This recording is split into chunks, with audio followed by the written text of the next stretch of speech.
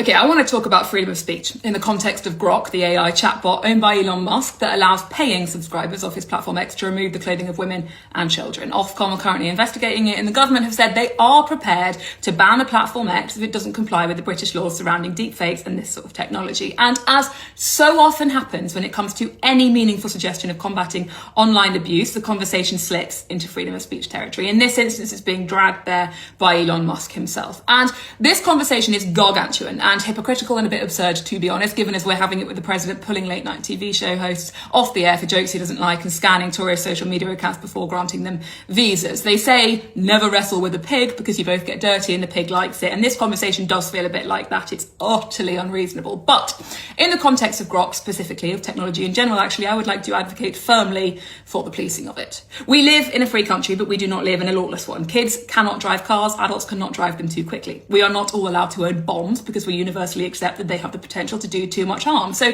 all sorts of steps are taken to ensure that we, fragile, emotional, fallible human beings, are not entrusted as a birthright to own one. And that makes enough sense that we, by and large, adhere to the rules. Now, technology is not intrinsically a threatening thing, but its usability is. So I suppose the next question then is whether this is the sort of thing we want to let you take a test for at 17, or is it the sort of thing we keep locked away in an underground bunker at an undisclosed location?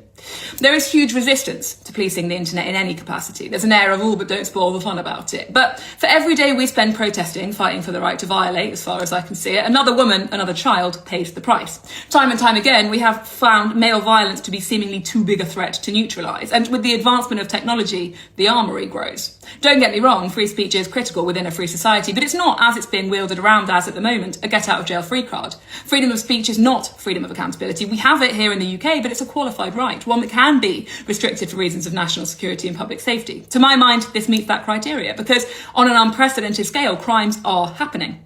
We were given the technology, the power, trusted with it in the mum and dad are going out for dinner, do you think you can make yourselves dinner sort of way. And we set fire to the kitchen. We proved ourselves to be utterly incapable of not fucking it up. Humans did what they could whilst they thought they could get away with it. And at the threat of consequence, they cry freedom of speech, getting themselves off the hook on a technicality. Grok is not undressing women and children, men are. Because what? They can. If this is what you need your freedom of speech for, then be brave enough to say that. If you don't want the technology banned, if that is sacrosanct, then we need to come for the users. You can have a car, but you'll have to wear a seatbelt and slow down when you drive past a school and have your license removed if you get caught taking the piss. If you want this technology so badly, if you think this is your right to be able to violate women and children that you claim to want to protect in this way, then you need to fucking own it. And that has to be the conversation that comes next.